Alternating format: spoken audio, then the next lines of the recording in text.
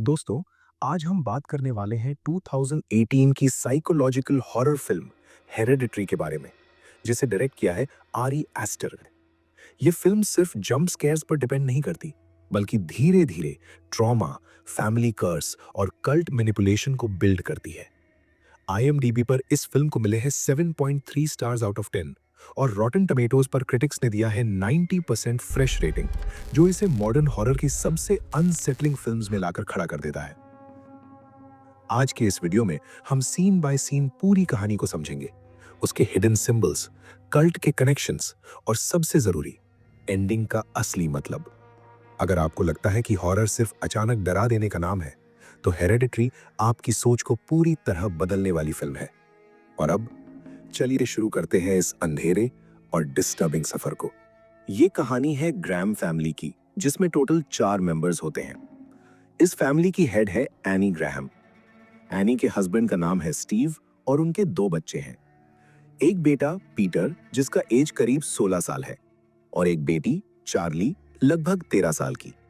Charlie को देखकर ही लगता है कि वो बाकी लोगों से अलग है। उसकी बॉडी लैंग्वेज, उसकी हरकतें और उसकी चुप रहने की आदत, सब कुछ ऑड फील होता है। लोगों से बात कम करती है और अक्सर लॉस्ट रहती है। वो ज्यादातर अपनी ही दुनिया में रहती है। पीटर हाई स्कूल में पढ़ता है, लेकिन उसे देखकर ऐसा लगता है जैसे उसका अपनी फैमिली से कोई गहरा इमोशनल कनेक्शन नहीं है। एनी ज्यादातर घर पर ही होती है और अपने काम में बिजी रहती है। फिल्म की शुरुआत एक छोटे से मिनिएचर हाउस से होती है। जैसे जैसे हम उसके करीब जाते हैं, वही मॉडल धीरे धीरे एक असली बड़ा घर बन जाता है। यहीं से फिल्म अपना टोन सेट कर देती है। इसी दौरान स्टीव आता है और पीटर को उठाता है, क्योंकि एनी की माँ यानी पीटर और चार्ली की ग्रैंड मदर का इंतकाल हो चुका होता है। स्टीव पहले पीटर को उठाता है, फिर चार्ली के रूम में जाता है। यहाँ हम देखते हैं कि चार्ली एक बहुत ही अजीब जगह पर सो रही होती है, जैसे उसे नॉर्मल चीजों से कोई मतलब नहीं है। इसके बाद पूरी फैमिली चर्च पहुंचती है। फ्यूनरल के दौरान एनी अपनी माँ के बारे में बोलती है, लेकिन उसकी बॉडी लैंग्वेज से साफ लगता है कि वो अनकंफर्टेबल है। उसे बिल्कुल अच्छा नहीं लगता इतने लोगों के सामने अपनी माँ के बारे में बात करना। इसी वक्त चार्ली अपनी नोटबुक में कुछ ड्रॉ कर रही होती है। स्टीव उसे टोकता है। एक और अजीब बात यहाँ नोटिस होती है। फ्यूनरल में काफी ऐसे लोग मौजूद होते हैं जिन्हें ग्राहम फैमिली जानती तक नहीं। तभी एक आदमी चार्ली को देखकर अजीब सी मुस्कान के साथ हंस रहा होता है। सिर्फ वही नहीं, बल्कि वहां मौजूद काफी लोग नॉर्मल फील नहीं होते। फ्यूनरल के बाद सब घर लौट आते हैं। एनी चार्ली से बात करती है और बताती है कि उसकी ग्रैंड मदर उसे कितना प्यार करती थी। वो कहती है कि जब चार्ली छोटी थी तो ग्रैंड मदर खुद उसे दूध पिलाती थी और किसी और को पास तक नहीं आने देती थी।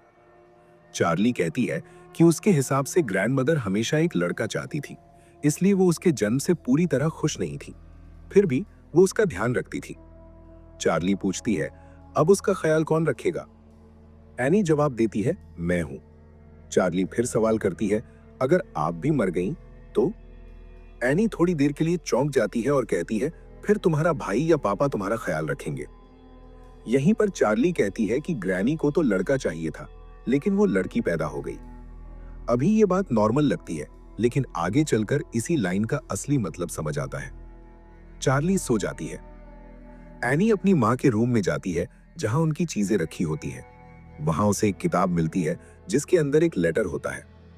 लेटर में लिखा होता है कि एनी की माँ उसे बहुत कुछ बताना चाहती थी, लेकिन कभी कह नहीं पाई, और जो भी एनी के साथ हो चुका है या आगे होने वाला है, उसके लिए वो खुद को जिम्मेदार न माने। लेटर के एंड में लिखा होता है कि एक दिन एनी को इतनी खुशी मिलेगी जितनी उसने कभी इमेजिन नहीं की होगी, और तब वो समझेगी कि उनकी कुर्बानी क्यों जरूरी थी। एनी को ये सब बातें मीनिंगलेस लगती हैं। वो लेटर वापस रखकर किताब को बॉक्स में बंद कर देती है। रूम की लाइट बंद करते वक्त एनी को अपनी माँ का शैडो दिखाई देता है। डर के मारे वो तुरंत लाइट ऑन करती है और शैडो गायब हो जाता है। अगला दिन चार्ली क्लास में बैठी होती है। एक पिलन ग्लास से टकराकर मर जाता है। बाकी बच्चे इसे इग्नोर कर देते हैं, लेकिन चार्ली नहीं। वो पिजन के पास जाती है, सिजर्स से उसका सिर अलग करती है और उसे पॉकेट में रख लेती है। पलट कर देखती है तो रोड के उस पार एक औरत खड़ी होती है, जो चार्ली की तरफ देखकर कुछ इशारा कर रही होती है। थोड़ी देर बाद स्टीव को कॉल मिलता है, एनी की मां की डेड बॉडी सेमेट्री से गायब हो चुकी होती है। एनी घर से निकलती है, कहती है मूवी देखने जा रही हूँ, लेकिन असल में वो एक ग्रीफ सपोर्ट ग्रुप पहुंच जाती है। यहाँ पहले वो चुप रहती है, फिर धीरे धीरे बोलना शुरू करती है। वो बताती है कि उसकी माँ ऑकल्ट और डिमोनिक चीजों पर बिलीव करती थी। उसके फादर की डेथ मिस्टीरियस थी। उसका भाई कहता था कि माँ उसके बॉडी के अंदर किसी और एंटिटी को डालना चाहती है। आखिरकार उस भाई ने सुसाइड कर लिया। एनी बताती है कि उसने अपनी माँ को पीटर के पास आने से रोका था, लेकिन जब चार्ली पैदा हुई तो उसे माँ के पास रहने दिया। उस रात चार्ली अपने रूम में होती है जब एक अजीब सी नीली रोशनी उसकी तरफ बढ़ने लगती है। ये रोशनी उसे अपनी तरफ खींचती है। चार्ली उस रोशनी के पीछे जाती है और एक औरत को आग के पास बैठा देखती है। तभी एनी आकर उसे वापस घर ले आती है। इसी बीच पीटर को पार्टी का कॉल आता है। वो एनी से कार मांगता है। एनी उसे फोर्स करती है कि वो चार्ली को भी साथ ले जाए। पार्टी में पीटर चार्ली को नीचे रुकने को बोलता है। वहीं चार्ली गलती से पीनट कंटेनिंग केक खा लेती है। चार्ली को नट्स की एलर्जी होती है, जिसकी वजह से उसे सांस लेने में प्रॉब्लम शुरू हो जाती है। पीटर उसे जल्दी से कार में हॉस्पिटल ले जाने लगता है। सांस लेने के लिए चार्ली विंडो से सिर बाहर निकालती है। रोड पर जानवरों को बचाने के चक्कर में कार पोल से टकराकर चार्ली का सिर पोल से अलग हो जाता है। ये सीन जंप स्केयर नहीं है, लेकिन इमोशनल और साइकोलॉजिकल लेवल पर बेहद डिस्टर्बिंग है। पीटर शॉक में घर लौट आता है और पूरी रात कुछ नहीं बोलता। सुबह एनी की चीख सुनाई देती है। इस हादसे के बाद फैमिली पूरी तरह बिखर जाती है। एनी फिर से सपोर्ट ग्रुप जाती है, जहां एक नया कैरेक्टर एंटर होता है, जॉन। जॉन बताती है कि वो स्पिरिट्स से बात कर सकती है। जॉन अपने बेटे की डेथ के बारे में बताती है और कहती है कि वो अभी भी उससे स्पिरिचुअली कनेक्ट होती है। एनी जॉन के घर जाती है, जहां वो एक रिचुअल देखकर डर जाती है। जॉन चार्ली से बात करने का तरीका समझाती है। एनी घर आकर स्टीव और पीटर को रिचुअल में शामिल होने के लिए कहती है। वो रिचुअल शुरू करती है। रूम के अंदर अजीब चीजें होने लगती है। एनी चार्ली की आवाज में बात करने लगती है। पीटर बुरी तरह से डर जाता है। अगले दिन एनी गुस्से में अपने सारे मिनिएचर तोड़ देती है। वहीं चार्ली की नोटबुक में पीटर की ड्राइंग्स अपने आप बनने लगती है। पीटर क्लास में अपना रिफ्लेक्शन देखकर पैनिक कर जाता है। नोटबुक में पीटर की आंखों को डैमेज करती हुई ड्राइंग्स बनती रहती है। एनी नोटबुक जलाने की कोशिश करती है, लेकिन जैसे ही आग लगती है, एनी के बॉडी पर भी लगता है। मजबूरन वो नोटबुक छोड़ देती है। एनी जॉन के घर जाती है और सच सामने आता है। पाइमॉन नाम के डीमन का जिक्र होता है। पाइमॉन एक पुराना और शक्तिशाली डीमन है जो इंसान के शरीर को अपना घर बनाता है। उसे राज, पावर और धन चाहिए, और वो हमेशा सबसे कमजोर को चुनता है। एक शैतानी राजा जिसे जीने के लिए मेल बॉडी चाहिए होती है। एनी की माँ ने पूरी प्लानिंग की होती है, जिसमें जॉन उसकी मदद कर रही होती है। एनी अपनी माँ के रूम में जाकर देखती है, माँ की लाश का सर कटा होता है। घर के कोने कोने में पाइमॉन के सिंबल्स मौजूद होते हैं। पीटर को हेल्यूसिनेशंस होने लगते हैं। वो अपने सर को डेस्क पर जोर से पटक देता है और जख्मी हो जाता है। स्टीव उसे घर लाता है।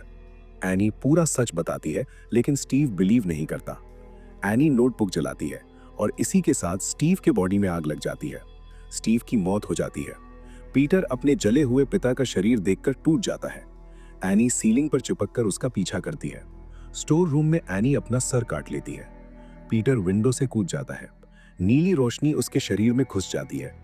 ट्री हाउस के अंदर कल्ट के लोग खड़े होते हैं। चार्ली और एनी के कटे हुए सर वहां मौजूद होते हैं। जॉन पीटर के सर पर ताज पहनाकर कहती है, हेल किंग पाइमॉन। फिल्म यही खत्म हो जाती है। फिल्म के एंडिंग में धीरे धीरे ये सच सामने आता है कि जो कुछ भी ग्रहम फैमिली के साथ हो रहा था वो रैंडम ट्रेजेडी नहीं, बल्कि एक बहुत पुरानी और प्लान्ड कल्ट कॉन्स्पिरेसी का हिस्सा था। एनी की मां एलन असल में किंग पेमन के कल्ट की लीडर थी और उसका मेन गोल था इस डीमन को एक स्ट्रॉन्ग मेल बॉडी में लाना। चार्ली सिर्फ एक टेम्पररी वेसल थी, क्योंकि पेमन फीमेल बॉडी में पूरी तरह से मैनिफेस्ट नहीं हो सकता। इसलिए उसकी डेथ के बाद सारी मैनिपुलेशन, ट्रॉमा और साइकोलॉजिकल टॉर्चर का असली टारगेट पीटर बन जाता है। एनी का मेंटल ब्रेकडाउन, उसका स्लीप वॉकिंग और फैमिली का इमोशनली वीक होना, ये सब कल्ट के लिए जरूरी था ताकि पीटर मेंटली और स्पिरिचुअली टूट जाए। फाइनल सीन्स में जब पीटर एटिक में छुप जाता है और फिर पोजेस्ड होकर विंडो से जंप करता है, उस मोमेंट पर कल्ट अपना रिचुअल कंप्लीट करता है। ट्री हाउस के अंदर हमें नेकेड कल्ट मेंबर्स दिखते हैं जो पेमेंट को किंग के रूप में वेलकम करते हैं, और पीटर का बॉडी अब फुली पेमेंट का वेसल बन चुका होता है। यहाँ फिल्म क्लियर कर देती है कि इस कहानी में किसी ने भी अपनी डेस्टिनी चूज नहीं की, सब कुछ पहले से डिसाइड था। और रियल हॉरर घोस्ट्स या जंप स्केयर्स नहीं, बल्कि ये रियलाइजेशन है कि आप अपनी फैमिली से ही अपना सब कुछ इनहेरिट कर लेते हो, चाहे वो ट्रॉमा हो या फिर एक डीमन। हेरिडिटरी का असली हॉरर डीमंस नहीं, बल्कि फैमिली मैनिपुलेशन, ट्रॉमा और एक पीढ़ी दर पीढ़ी कर्स है।